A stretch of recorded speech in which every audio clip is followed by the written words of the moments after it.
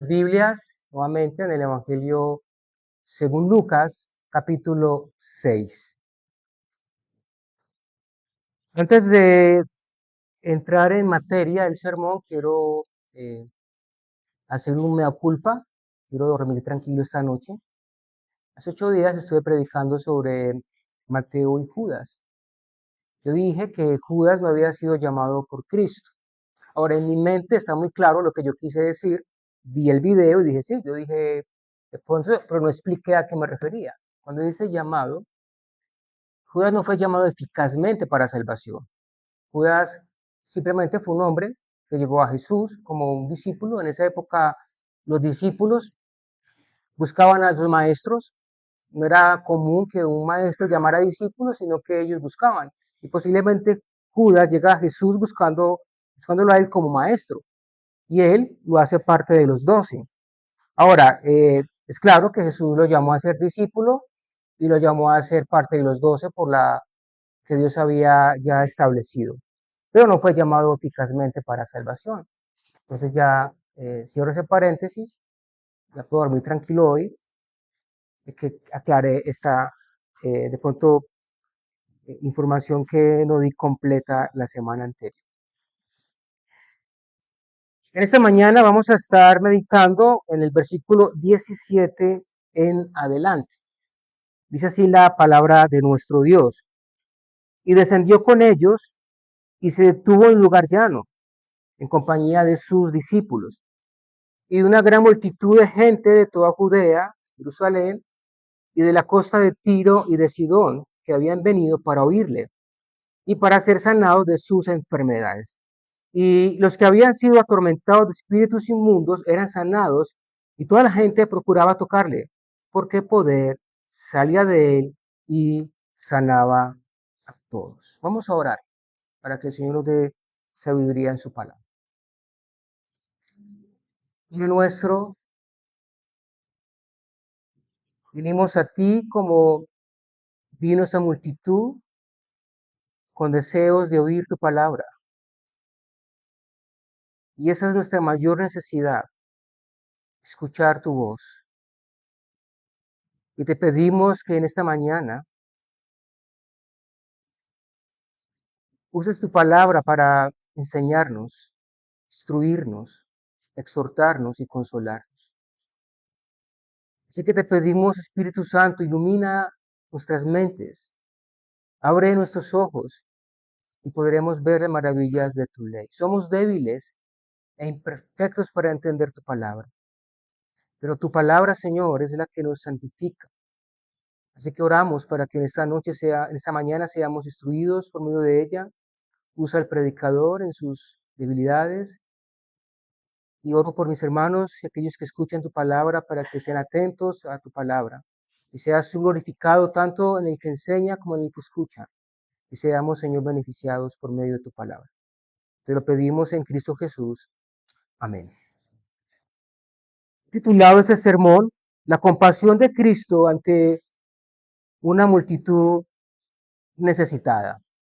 Este pasaje que acabamos de leer nos enseña una verdad central del Evangelio, y es que Cristo, en su gracia soberana, desciende hasta la condición humana para suplir nuestra necesidad mediante su palabra y su poder. Cristo, en su gracia, ha descendido a nuestra necesidad. Y eso es el Evangelio. Y es lo que este pasaje nos enseña. Aquí vemos nuevamente a Cristo ministrando, sanando, liberando, no como un mero hacedor de milagros, sino como el Redentor, el Dios encarnado, compasivo y suficiente para satisfacer la necesidad de los hombres. Como acabamos de leer, Lucas nos muestra una gran multitud acercándose a Jesucristo. Y esa multitud no se acercó por una mera curiosidad. Esta multitud se acercó porque había una urgencia en ellos. Eran personas quebrantadas, enfermas, oprimidas y necesitadas, que tenían algo en común todos. ¿Y qué es eso en común? Su necesidad de Cristo. Todos nosotros, hombres, mujeres, creyentes, no creyentes, todos necesitamos de Jesús, al igual que esta multitud que vino a Cristo entendiendo y comprendiendo que solo Él podría satisfacer su más grande necesidad en ese momento. Yo quiero meditar en esta mañana este pasaje en tres partes que el texto nos enseña. La primera, vemos que Cristo condesciende con la necesidad humana. Cristo condesciende con la necesidad humana. En segundo lugar, Cristo suple plenamente la necesidad del hombre. Él los libró, los sanó y habló a ellos por medio de la palabra. Y tercero, Cristo es la única fuente de poder que sana y libera verdaderamente. Entonces, lo primero que vemos acá es que Cristo condescendió con la necesidad humana. Verso 17 dice, y descendió con ellos y se detuvo en un lugar llano. Cuando Lucas enfatiza este verbo, descendió, no solamente debemos verlo como algo geográfico. Jesús está en un monte y desciende a un lugar. Pero más que verlo como un movimiento geográfico, realmente acá hay un peso teológico que nos enseña una verdad importante. Y es que Jesús condescendió con la necesidad humana. Y eso es lo que se conoce como la condescendencia divina. ¿Y qué es la condescendencia divina? Bueno, que Dios, siendo un Dios infinito, santo, autosuficiente, decide libre y amorosamente descender para relacionarse con criaturas finitas, pecadoras, acomodándose a nuestra limitada capacidad sin dejar de ser Dios. Cristo también condescendió con nuestra necesidad y no dejó de ser Dios. Así que lo que aquí quiere hacer Lucas es recordarnos algo. Y es que el hombre no va en busca de Dios. Es Dios quien desciende hacia la necesidad de los hombres y se encuentra con los hombres. Y es lo que Lucas quiere explicarnos a nosotros. ¿Y por qué llegó a esa conclusión? Bueno, porque en la Biblia, monte no siempre habla de un lugar muy alto. A veces habla de un lugar elevado. Cerca al mar de Galilea había un lugar que se llamaba los Cuernos de Jatín. Y eran dos montañas, son menos altas, y en el medio había un valle. Y posiblemente ese lugar que está aquí describiendo Lucas. Entonces, lo que Lucas quiere decirnos a nosotros es que Jesús, luego de una noche en oración, que lo vimos semanas anteriores, pasó la noche orando para llamar a los apóstoles, luego de elegir a estos hombres al ministerio, Cristo no se quedó en esa montaña. Cristo descendió a suplir la necesidad de una multitud. Y no se quedó allí, en la intimidad con el Padre. Y no se quedó allí solamente haciendo un tema del ministerio. No, él entendió que lo más importante es la necesidad de los hombres. Dice la escritura, verso 17, habían venido para oírle y para ser sanados de sus enfermedades. Esas personas vinieron en búsqueda de Cristo y tenían una necesidad, escucharlo y ser sanados, ser restaurados. Así que hermanos, aquí aprendemos que Cristo no estimó el ser igual a Dios, sino que Cristo se despojó y habitó entre nosotros y condescendió a nuestra necesidad. Nuestra mayor necesidad es la de perdón. Cristo no se encerró en la montaña, sino que Él condescendió hacia el dolor humano. Y en este grupo de personas habían tres tipos de personas. Siempre veremos a Jesús en torno a tres grupos de personas en los evangelios. El primero de ellos son sus discípulos, sus apóstoles. Dice, descendió con ellos. Ahora, ¿quién son esos ellos? Los apóstoles, los que acabo de llamar al ministerio. Con ellos descendió hacia el lugar. El segundo grupo dice en compañía de sus discípulos. ¿Por qué Lucas repite estas dos frases? Bueno, son apóstoles, discípulos no. Los apóstoles son una cosa y los discípulos son otra. Ya habíamos aprendido que Jesús tenía 72 discípulos. Eso está en Mateo capítulo 10, verso 1. Después Jesús eligió a 72 discípulos y los envió de dos en dos. Es decir, que este grupo de discípulos representa a la iglesia. Siempre habrán tres grupos en torno a Cristo. Los pastores, los ancianos, los ministros, la iglesia y el resto es la multitud. Lucas dice una gran multitud vino de Judea, Jerusalén, Tiro y Sidón. Y esto ya nos enseña a nosotros algo acerca del ministerio de Cristo.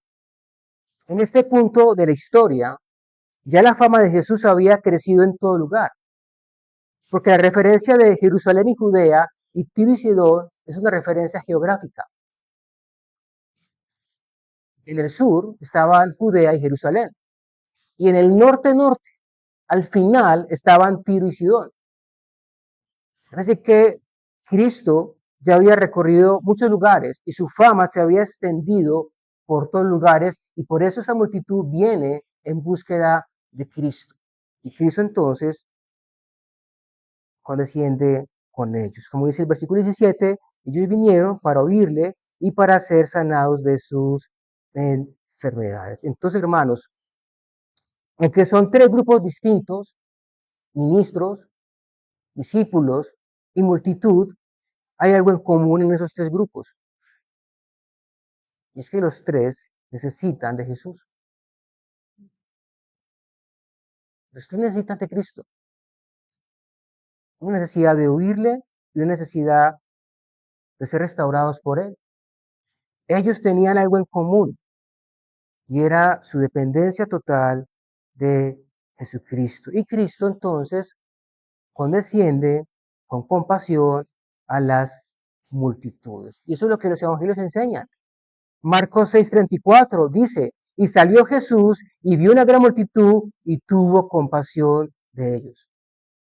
Y también está en Mateo 14:14, donde afirma, saliendo Jesús, vio una gran multitud y tuvo compasión de ellos. ¿Qué movió a Jesús a descender a ese lugar? Su compasión.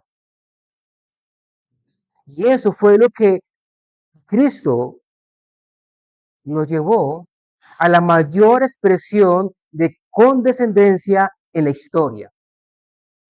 La mayor condescendencia en la historia redentora es Cristo tomando naturaleza humana para habitar entre nosotros y tener compasión de nosotros. Dice la Escritura en Juan capítulo 1, verso 14, y aquel verbo fue hecho carne y habitó entre nosotros.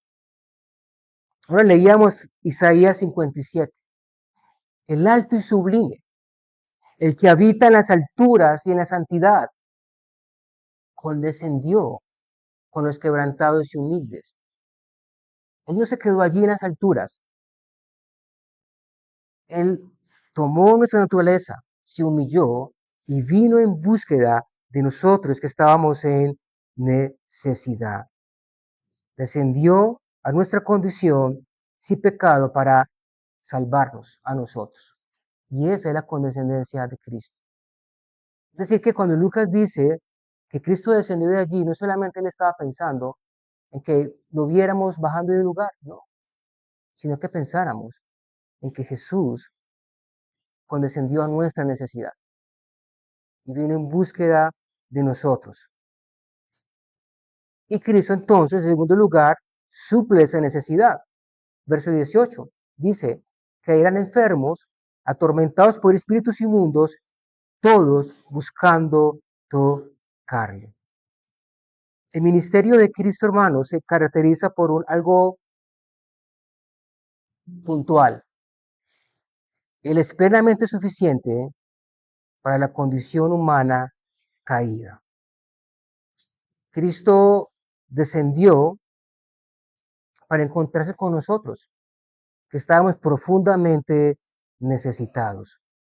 La multitud que estaba allí buscando a Jesús, como les digo nuevamente, no fue por una curiosidad o entretenimiento.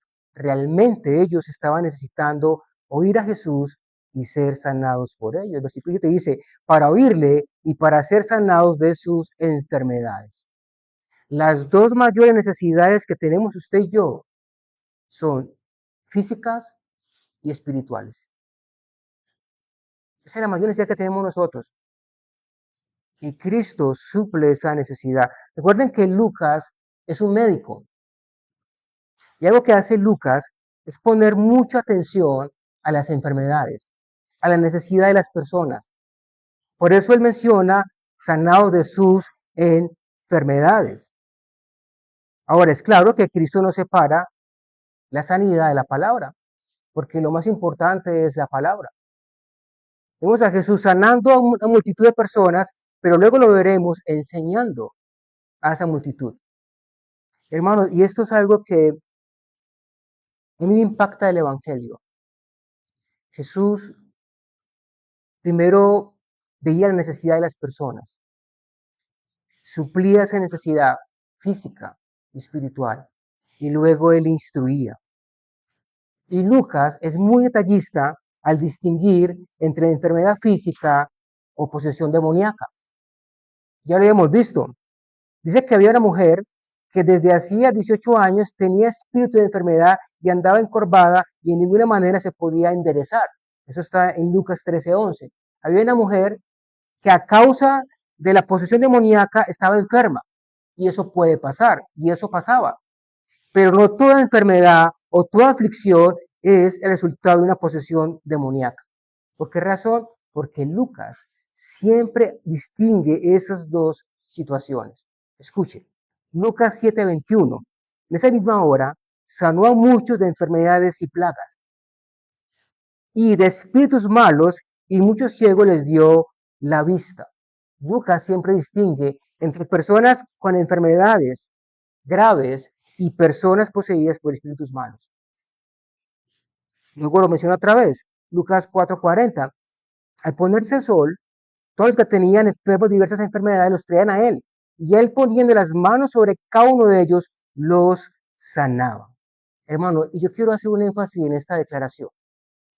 Lucas 4:40. Él poniendo las manos sobre cada uno de ellos. ¿Sabe qué significa eso? Que el Evangelio no significa el sufrimiento humano. El Evangelio no pone a todo el mundo en el mismo saco. El Evangelio dice que cada uno de nosotros tiene una necesidad específica. Y Jesús trata con cada uno de nosotros de manera particular. Él simplemente decía, todos sanos, no. Con cada uno es diferente. Hermanos y amigos que hoy nos visitan, yo no sé cuál es tu necesidad. Si en tu matrimonio o algo en tu vida espiritual, no sé si es una necesidad material, empleo, no sé si es una necesidad de salud, pero algo te puedo asegurar, es que Cristo trata con cada uno de nosotros de manera personal. Él no reduce todo a una simple, algo genérico, ¿no? Como el médico, ¿verdad? El médico manda una pastilla para todas las enfermedades. Jesús no es así.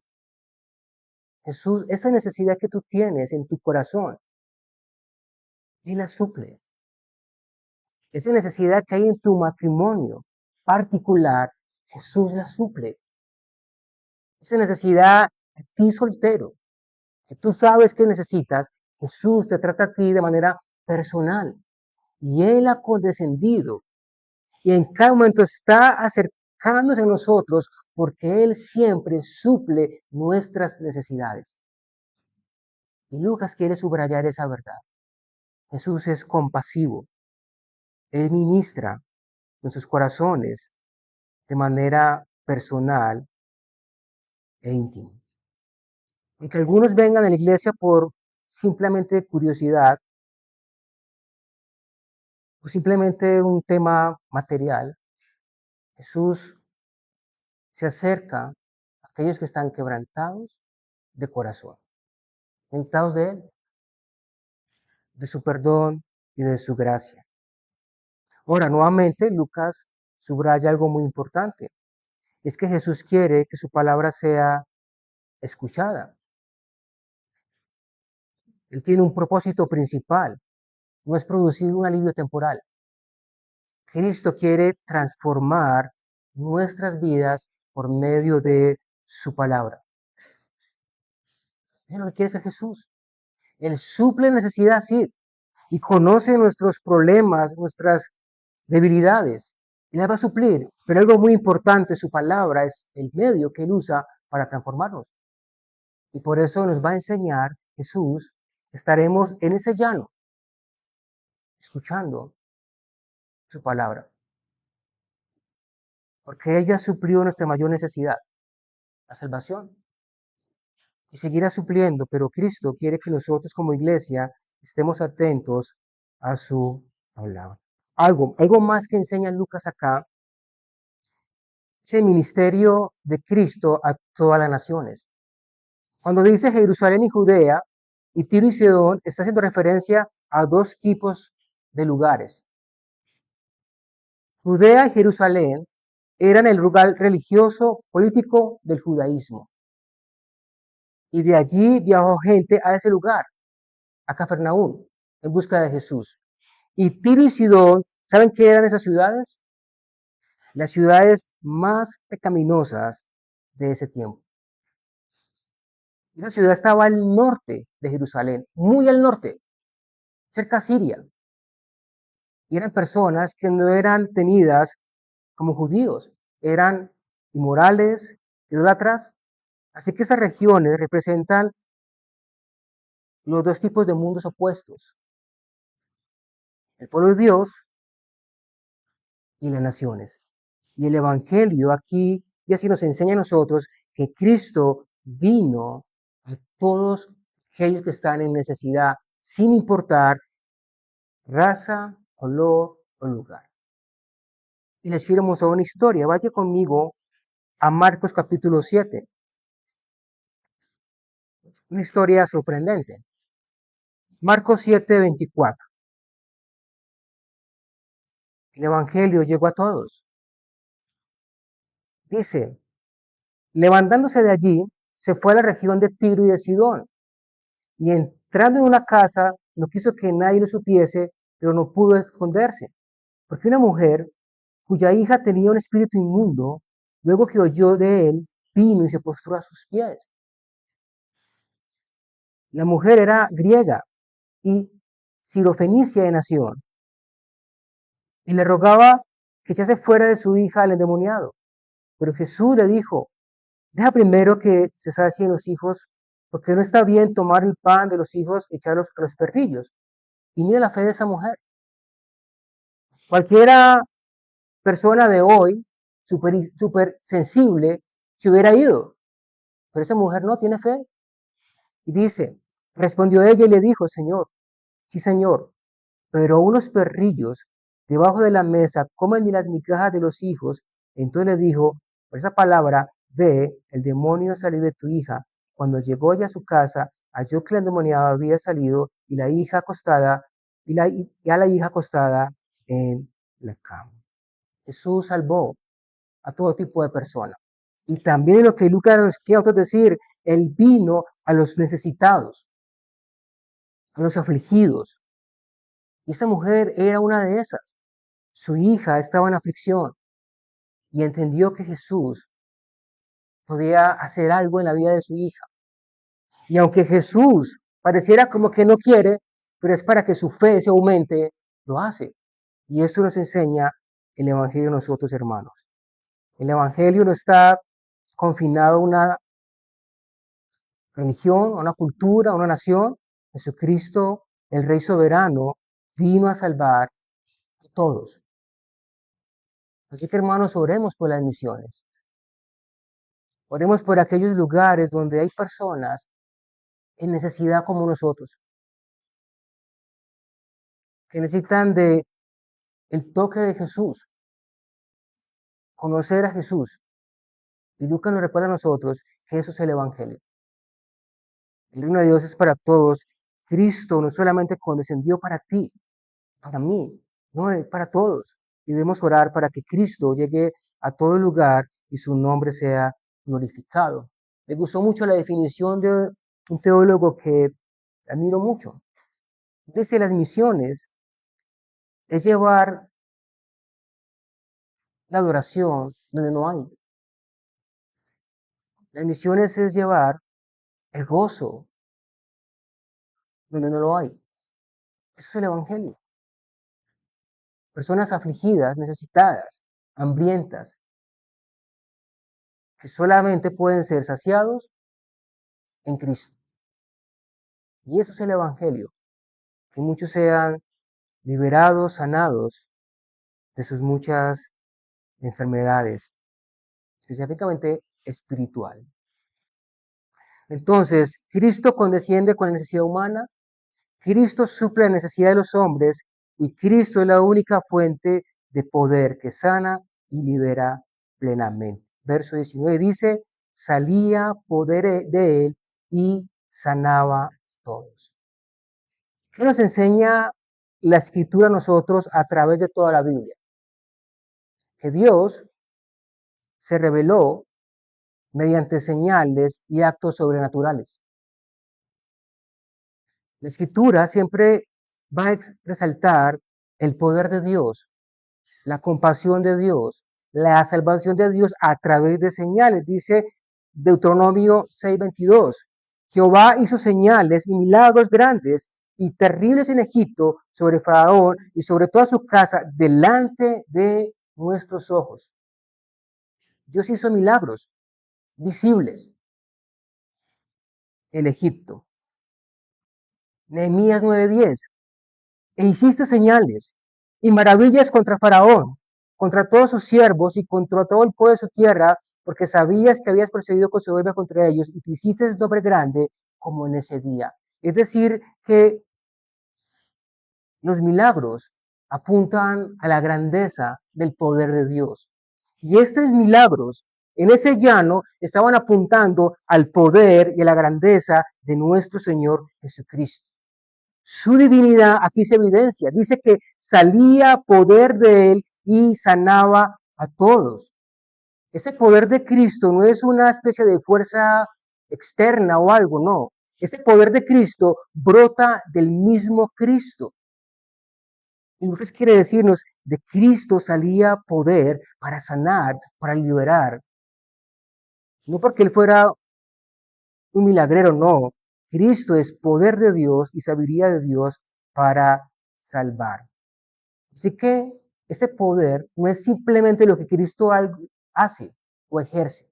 No, ese poder es algo que pertenece a Él.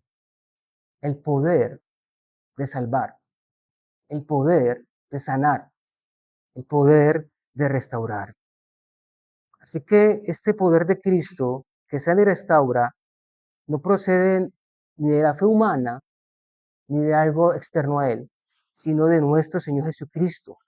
Es de la fuente y el único mediador de la gracia sanadora y transformadora de Dios. Dice Lucas, verso 19, toda la gente procuraba tocarle. ¿Por qué razón? Porque la gente veía a Jesús y querían tocarlo, porque entendían que ese había poder, y no por su petición. No es que ellos creyeran que había algo mágico, no. Entendían que necesitaban a él tocarlo para poderse restaurar. Hermano, y ese detalle no es simplemente un accidente. No, que nos quiere enseñar a nosotros. ¿Usted recuerda a una mujer que tenía flujo de sangre? Ella padecía mucho. Y ella sufrió mucho en manos de médicos. Todo su dinero lo gastó. Un día escuchó de Jesús y dijo, solo con tocarlo voy a ser sanada. Y no porque ella creyera y Lucas nos dijera que Jesús tiene un poder mágico, no, es entender esa dependencia de Jesús. Y Cristo dijo, cuando esa mujer es sanada, alguien me ha tocado porque yo he conocido que ha salido de poder de mí. Es decir, que lo que Lucas está aquí enseñando a nosotros, hermanos, es que este poder no es una fuerza impersonal ni abstracta, es el poder de Cristo mismo para restaurar. Juan Calvino dice lo siguiente, Cristo no recibió poder como quien carecía de él, sino que lo manifestó en la carne que había asumido. Porque dice la Escritura, porque en él habita corporalmente toda la plenitud y de la deidad. Hermanos, algo que yo quiero que usted tenga en su mente sobre este evento es esto. Cuando Jesús manifestó su poder, ¿saben para qué lo hizo? ¿Y por qué lo hizo? Movido por una profunda compasión. Cristo no hizo de los milagros un espectáculo, como hacen estos sanadores, que para sanar hacen de eso un espectáculo. Hermanos, si Cristo él no usó su poder para un espectáculo, ¿para qué lo usó él? Para sanar, para restaurar, para el bien de los oprimidos. De que Cristo desplegó todo su poder para salvarnos, para restaurarnos. Él es compasivo.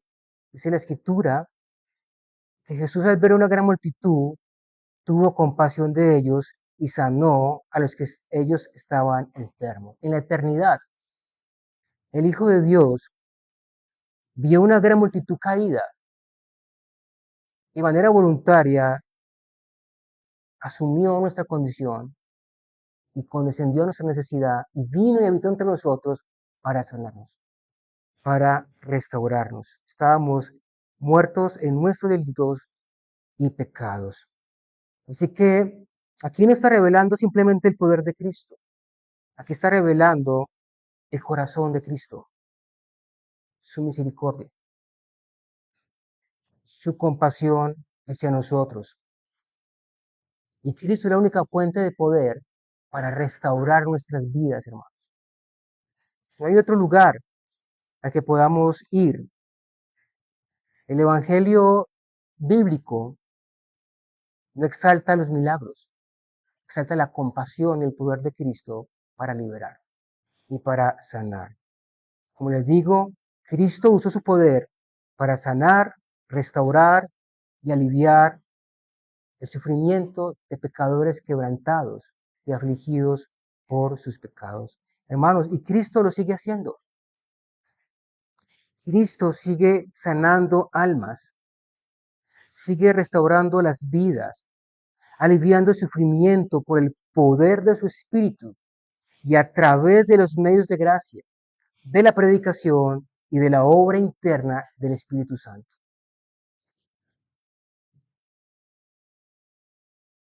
Algo que he aprendido como pastor y como cristiano en estos ya 25 años es que cada vez que tú conoces más a Jesús, te ves más necesitado de Jesús. Entre más lo conoces, entre más estás en comunión con Él, ves tu debilidad. El apóstol Pablo, este hombre fuerte, de fe, en un momento en su vida tuvo una aflicción. Y Pablo narra en la carta a los Corintios que él le rogó a Dios 3 veces por esa aflicción. No sabemos qué aflicción fue, hay muchas interpretaciones, pero el punto es que Pablo insistió a Dios para que cambiara algo en él, para que hiciera algo en él, y Dios no respondía. ¿Y saben cuál fue la respuesta de Dios a él? Básate en mi gracia, porque mi poder se perfecciona en la debilidad. Escuche lo que dice Pablo. Por tanto, de buena gana me gloriaré más bien en mis debilidades para que repose sobre mí el poder de Cristo. Y somos capaces de ser lo que debemos de ser. Somos débiles, somos imperfectos, batallamos áreas en nuestras vidas, con áreas en nuestras vidas. Si saben, hermanos, lo que Cristo dice a nosotros es, gloríate en tu debilidad y depende de mí. La única solución a tu necesidad, a tu batalla, a tus pruebas, radica en que tú te veas débil para que Cristo se haga fuerte en ti. No somos perfectos, no somos fuertes, somos débiles. Y cada vez,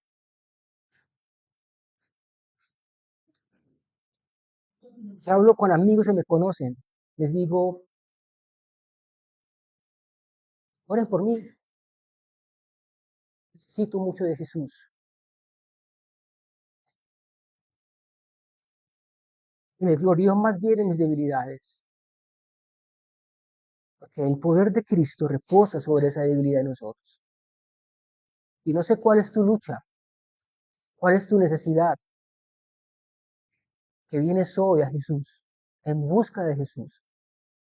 Y Él ya condescendió, y Él responde a nuestra necesidad, y suple nuestra necesidad. Hoy Cristo sigue en el llano. Él no se quedó en las alturas ni en la santidad. Él condescendió a nosotros para que nosotros reconozcamos nuestra necesidad de Él. Para creyentes cansados, heridos y secos. Y nuevamente, no conozco tu vida, no conozco tus necesidades, pero Jesús sí las conoce. Y Él descendió para suplir esa necesidad que hay en tu corazón. No sé qué hay en tu corazón, pero Jesús suple eso y sana. Lo que Él desea es que tú vengas a Él, necesitado de Él, y le digas, Señor, ten compasión de mí. Por la salvación, no sé si alguien aquí aún es salvo. Tú estás aquí por una mera coincidencia. Estás aquí para recordarte que Jesús es el único autor de la salvación y solo Él puede perdonar y sanar nuestro corazón. Entonces, hermanos, aquí Lucas nos enseña tres verdades fundamentales. Cristo condesciende con la necesidad humana.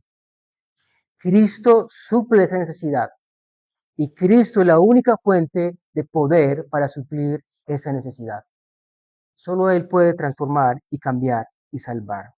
Así que hermanos, aquí Lucas nos enseña que Cristo no se distancia del dolor humano, sino que desciende con compasión y se acerca a los necesitados. Y Él se acerca con gracia suficiente. Su gracia es inagotable. Él sigue siendo un Salvador compasivo, poderoso y suficiente para suplir nuestras necesidades. ¿Y saben cuál es nuestra mayor necesidad? Dios. Nuestra alma tiene sed de Dios. Lo que el hombre está tratando hoy de hacer es en el dinero, en lo material, en las relaciones, suplir una necesidad que solamente Dios puede suplir. Y es nuestra necesidad de Él. Y Él está dispuesto a suplirla. No solamente se nos llama a estar en la multitud, se nos llama también a rendir nuestra autosuficiencia y confesar nuestra necesidad y nuestra dependencia de Cristo como nuestra única fuente de poder. Cristo descendió. Eso fue lo que Lucas quiso decirnos. Él descendió y suplir nuestras necesidades. Y es un poderoso Salvador. Señor, gracias por recordarnos el Evangelio. Señor, te pedimos perdón si nosotros hemos dependido de nuestras fuerzas y de nuestra suficiencia.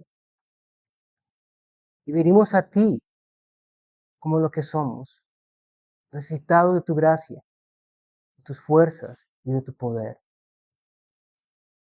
Señor, y te pedimos que en tu gracia infinita salves a aquellos que aún no te conocen, perdonen sus pecados y que experimenten tu poder restaurador y perdonador. Y Señor, queremos nosotros seguir experimentando ese poder en nuestras vidas. Nos gloriamos en nuestras debilidades para que tu poder se exalte en nuestra debilidad y seas tú magnificado como aquel que restaura, transforma y cambia. Y tu poder fue revelado